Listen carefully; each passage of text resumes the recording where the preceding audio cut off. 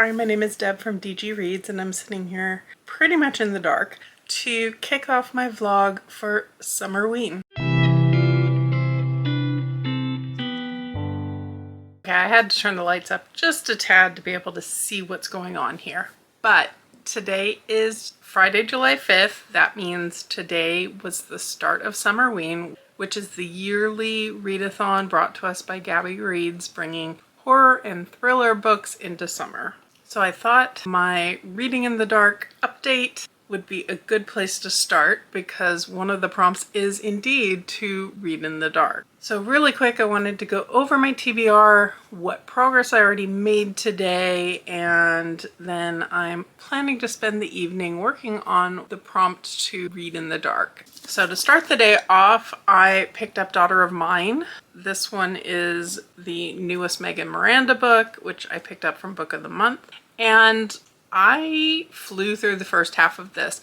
I'm in a weirdly eyeball reading mood at the moment, which is very kind of odd for me. So even though I do have the audiobook for this one, I've been primarily reading it, actually entirely reading it in print today. I made it just past the halfway point in this one before I put it down because I wanted to wait to give an update.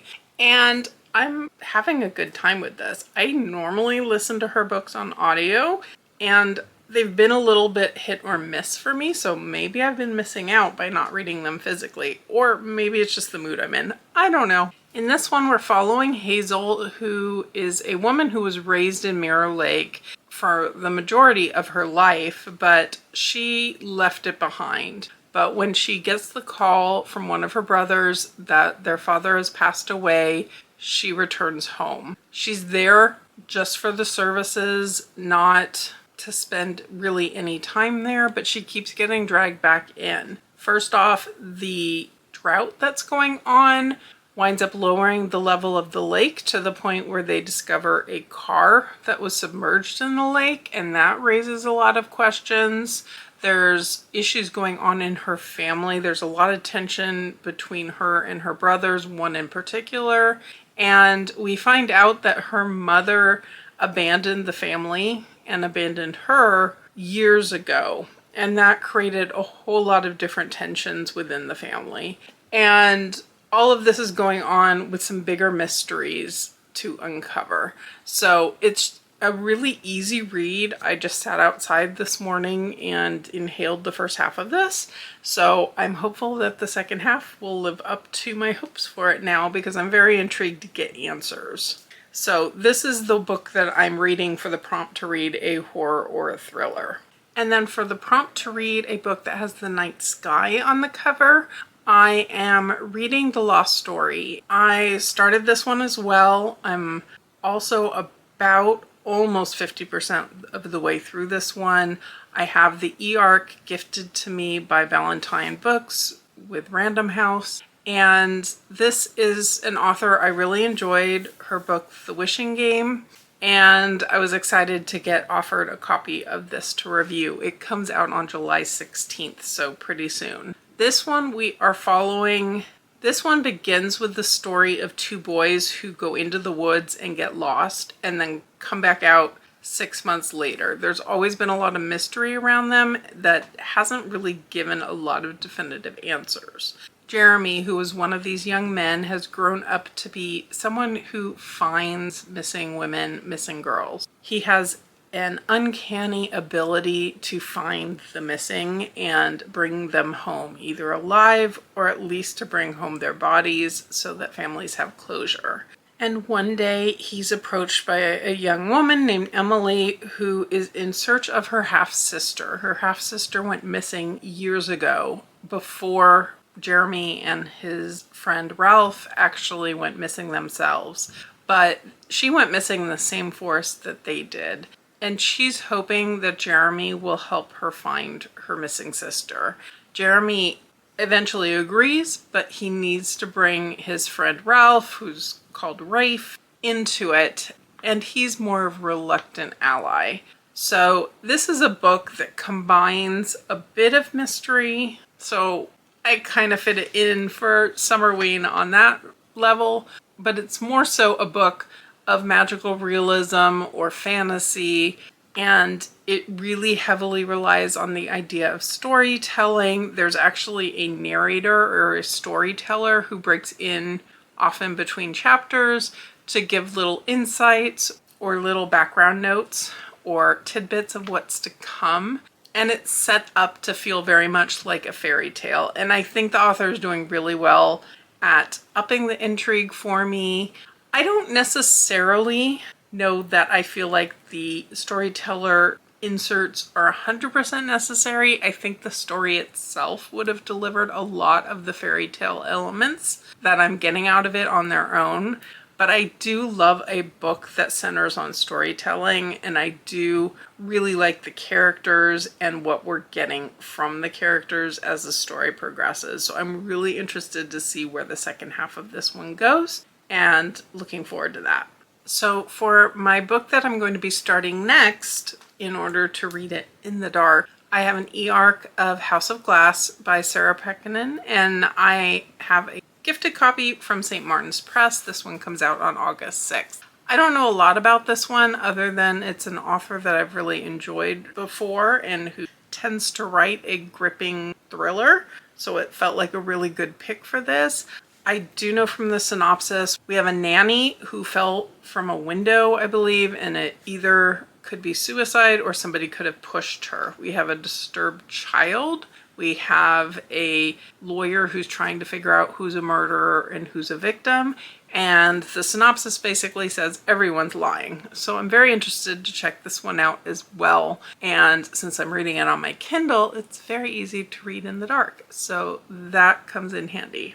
And then for a book with 5 or more words in the title, I am going to pick up The Last Murder at the End of the World by Stuart Turton. And this one is a book that I actually pulled a prompt ball prompt separate from my TBR, and it was to do an emoji poll, and this is the one that won that emoji poll. And it's got lots of words in the title. So it definitely works for the 5 or more words prompt, and it has me super intrigued. This is one that I think bends genres quite a bit because it's kind of dystopian. It sounds like most of the world has succumbed to something, and there's this one island where everything is at peace until somebody is murdered. And so I'm assuming there's a dystopian kind of futuristic sci-fi element. I'm assuming there's a murder mystery type element, and I'm excited to check it out. It's also a Once Upon a Book Club box book, so I do have the full box experience to go through, which gives me the opportunity to open some gifts as I get to it. And I've talked about this now in a couple different videos that I wanted to get to it, and now seems like the perfect time to actually get to it. And then last but not least, I did set a goal for myself this month to read books that I own instead of taking things out from the library. But I'm making an exception for Camp Damascus, and this is by Chuck Tingle because I already had it out from the library. I actually picked this one up because it was a host favorite during the Amazing Readathon. It was one of Lexie from Books with Lexie's picks, so I picked it up for that, and I didn't get a chance to get to it. But it does, to me, feel like it could be happening during summer. I associate camps with summer camps, and I needed a book that either was set during the summer or gave summer vibes on the cover, and I think this one does work. So I'm going to be reading this. I don't know a lot about it, so I don't really have much I can say. We shall see. My goal is, since I had today off work and I've made a good dent in my first couple of books, and I still am planning to probably do a couple hours of reading this evening, and then I've got the whole weekend ahead of me with 0 plans. My hope is to kind of knock out a lot of these prompts over the next couple of days and possibly even get it all done this weekend. That might be overshooting a little bit, but I am putting all of my other video plans on hold at the moment until I finish this particular TBR, because I'm really excited to get to all of these, and even though it's only 5 days into the month, I feel like I've been waiting to get to them for a while already. So once I have some more thoughts for you, I will be back with more.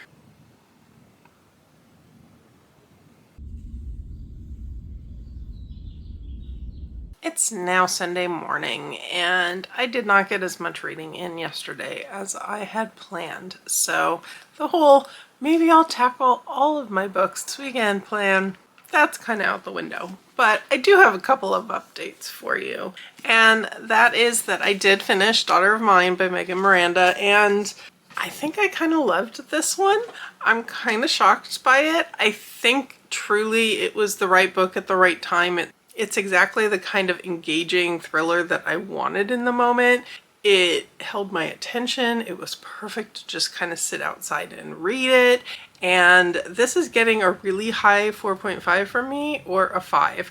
I think it had enough twists. It had enough family drama. It had enough justification for the family drama, which I think sometimes can be kind of hard to pull off, but the reason these siblings don't like each other and the tension that's in their relationship and the reason that the father who has passed away did what he did all kind of made sense in the end to me, while also having some twists and turns that I didn't entirely predict. So overall, really had a good time with this one to kick off Summerween. And then over the last 2 nights, I've made it about halfway into House of Glass by Sarah Pekkanen, and if you hear a very low growl in the background, Kylie's doing her neighborhood watch out the window behind you. But I am liking this one. I have it on audio from Macmillan Audio, and so I've been doing a little bit of a combination of physically reading it on my Kindle and reading it on audio. I'm finding this one a really slow burn, and it really has me wanting answers, so I do want to keep going with it. It's not necessarily one that I'm struggling to put down. And that could in part be because this is my read in the dark book, therefore I'm reading it before bedtime each night, and maybe a slow burn isn't exactly what's the best choice at that time of day when I'm sleepy. I still am liking it. I'm finding the story engaging.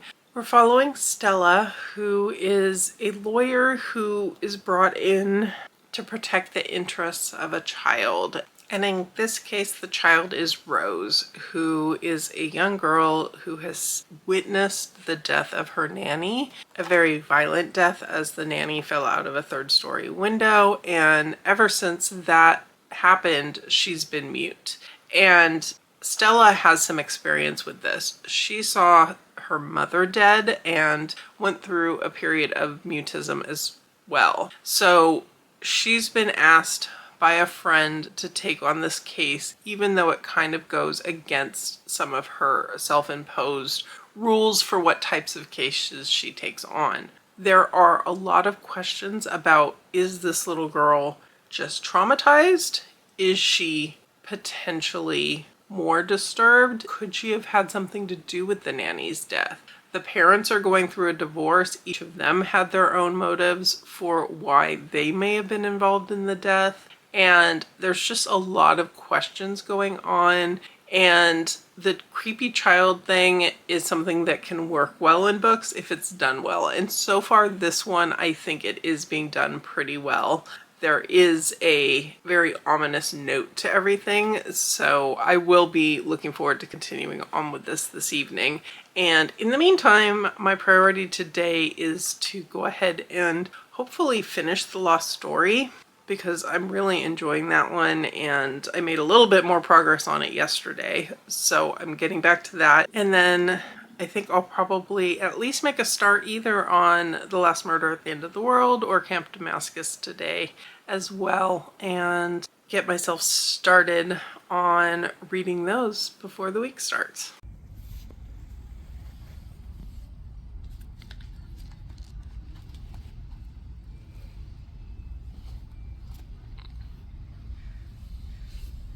It's now Monday morning, and I had another really good reading day yesterday. I read for most of the day, took a break to watch the last few episodes of Dark Matter with some people, and other than that, I mostly read and enjoyed my Sunday and tried to ignore the fact that unfortunately I have to be back at work today. So I do have a couple quick updates before I actually get ready to leave the house, so let's get to that. I'm now almost 200 pages into The Last Murder at the End of the World, and I'm really enjoying this one. I have to say that my TBR for this Summerween really is working well for me.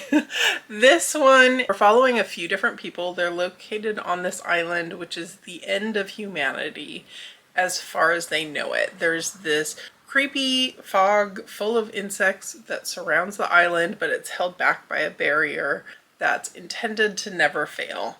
And at the very beginning of this book, there's a countdown that starts that the elders, the people who are kind of in charge in this island, have said that if something that they do doesn't go right, the world will end. It starts at 107 hours until humanity's extinction, and then every once in a while we get a little bit of an update.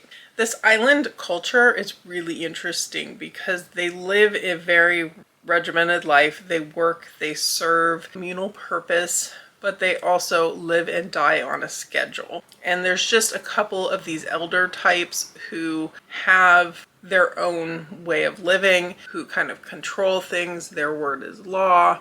There's one woman on the island, Emery, who has always questioned things. She doesn't feel like she really fits in so well. Everyone else kind of has a natural ability, a natural job they fall into, and she's tried and failed like everything at this point. She loves reading mysteries. She is kind of encouraged by one of the elders to pursue this, even though it's not really part of the norm. And her character, I really like the way she questions things. She has lists of questions that don't have answers. And the book is starting out in such a way to really give a lot of good world building quickly and also raise a lot of questions for the reader and for Emery. So I think it's really well done so far. I'm very intrigued. There's a disembodied voice that is connected to everyone on the island, who can talk to them, but she doesn't exist on the island. And there's just a lot of moving pieces in this one, and I am really enjoying it. So definitely hoping to finish this one up today. Also, I did finish The Lost Story, and I really wound up loving this one. This is a book that just combined a lot of different elements that I really enjoyed. It mainly fell to fantasy and magical realism, but I would call it a light fantasy. There were some elements, my only holdup with the book were there were some elements to the world building I would have liked to see fleshed out a little bit more. And it's all stuff that comes in late in the book, so I don't want to say too much on that. But there were some elements that, while I really enjoyed the setting we get late in the book, I think there were things that could have been developed more. I really enjoyed kind of the commentary on writing and storytelling and reading and how that played into the plot as well. And the relationship that comes between these characters and the way they get to know each other and to become a found family really worked well for me. So there were a few little things that held me back from feeling like this was a 5-star read, but it did play on my emotions. It did have me a little bit choked up toward the end, and it was a good solid 4.5, but probably a 4 for Goodreads. So with that, and once I finish up The Last Murder at the End of the World, the last book I have on my TBR for this week specifically for the prompts is Camp Damascus, which I have started just a little bit. It's too soon to really give some initial thoughts because I just read a couple of chapters before bed last night. So with that, I'm going to go ahead and unfortunately have to go to work and be back with an update later. It is Tuesday morning, and I binge read the second half of House of Glass last night, so I'm here with final thoughts on that one. Generally, a good time. I wound up listening to the second half all on audio, and it was a fantastic binge listen last night. I really enjoyed Stella and her investigation into this family. Like the synopsis says, everyone has reason to lie. Everyone has lied, and their motives for that get uncovered as things go along, and I think those were really well developed and explained, and it made sense in the end. It was one of those situations where for a while I was wondering if I was going to wind up just wishing everyone would just go away. But in the end, I think it made sense, and I think some of the characters did wind up being people that I like. I like the inclusion of Rose's mental health in here and the way that that ties back to Stella and her own past and helps her confront some realities that she needs to confront. And I can't really speak to whether it was well done in an own voice's perspective, but I appreciated that being there and those discussions being there. The fact that even as Stella has to wonder what Rose's involvement is in this whole thing, she also puts the child first. She also still recognizes that her responsibility is to this child, and she takes that seriously. So that I really appreciated as well. Plot at times maybe got a little slow along the way, but toward the end it really picked up the pace. There were some reveals in various ways that really kept the action going, and so in the end it winds up a 4-star for me. This book will be out on August 6th. So thank you again to Macmillan Audio for the audiobook. So with that, I'm gonna go ahead and leave you here. I do unfortunately have to go to work, but hopefully I will take at least one of my remaining books with me on the road to get more reading in on my way to and from work and be able to give you some more final thoughts on one of them really soon. I'm back because I have finished Camp Damascus, and this was another win. I really had a good, creepy, disturbing time with this, and I'm glad that I picked it up. I think it had a lot of good commentary on what lengths people will go in the name of religion. It's not condemning everyone who has religious beliefs. We've still got people who have been injured by this particular, I'd say, cult of Christianity that still hold belief, and that's okay in the end. So I think there was a good point made about how this is a twisted perspective on religion, not just a condemnation of all religion everywhere. This is definitely a terrifying extreme of a lot of the things that we see happening in our world with people having very closed minds and those types of things though. So overall, a fantastic time. It was really easy to binge read, and this winds up being a high 4-star for me. And with that, I'm still working on finishing up The Last Murder at the End of the World. Really enjoying that one as well. Not as much in love with the audiobook. I tried audiobooking it for a while last night, and the narrator isn't my favorite. We've got a male narrator for a largely female cast, so that's not always my favorite thing, but I am liking the book as a whole, and hopefully I can finish it up tonight and be back with more thoughts. It's now Wednesday evening, going into the final day tomorrow of Summerween, and I am happy to report I just finished up my Summerween TBR. I spent a little bit of time this evening sitting out on the patio with Kylie, enjoying the much cooler air in the evening, and really enjoyed this. I wanted to pick this up, especially at the end, to focus in on the mystery elements. And like I said before, I wasn't loving the audio for this one, so I was happy to be able to physically finish this up. And I really enjoyed this. I think it was really well put together. There were some twists that I didn't expect. It's kind of hard at this point to talk about plot without worrying about possibly spoiling something, so I will say very little in that regard. I think the characters were interesting. I think the plot and the way the mystery element was done throughout was really well, intricately kind of woven together, and I really liked the note that it ends up on. So I haven't 100% fully processed in my mind, but this is looking like another 4.5, I think. That's what I'm saying for now, at least, which means this has been a really successful TBR for me. I don't often wind up with a TBR of all kind of 4 or 5-star books, so that makes me very happy. I think this is an author I really need to add to kind of my auto read list. He did write a really nice note at the end of the book, kind of a note to readers, about his writing, about readers taking a chance on his writing, and the fact that he makes it a goal to write really different books. And absolutely, this is only my second book by him, but they're very different, although there's some, I'd say, threads that kind of remind me of each other. But I just really liked it. I definitely will look forward to picking up more from him in the future. So with that, that does bring this particular vlog to a close for Summerween. I don't think you'll be too shocked if you've been around here any length of time that I'm the type of person who likes to read thriller, mystery, horror all year long. Summer is just another season where it makes great reading. So this particular week is just a fun excuse to prioritize those types of books that I really enjoy. So I'm really glad that I had the opportunity to participate and that it went shockingly well for me. Leave me a comment below. Let me know, were you participating in Summerween? Did you have any new favorites from it? Or what are some of your favorite thriller, mysteries, and horror novels? I'd love to hear. If you've made it this far and you don't have anything to comment, maybe leave me an island emoji for my final book on the TBR. With that, I want to thank you so much for being here. If you could hit that like button below, I would surely appreciate it, and subscribe if you're interested in more of my content. And that's it for me for now, and I will catch you in the next video.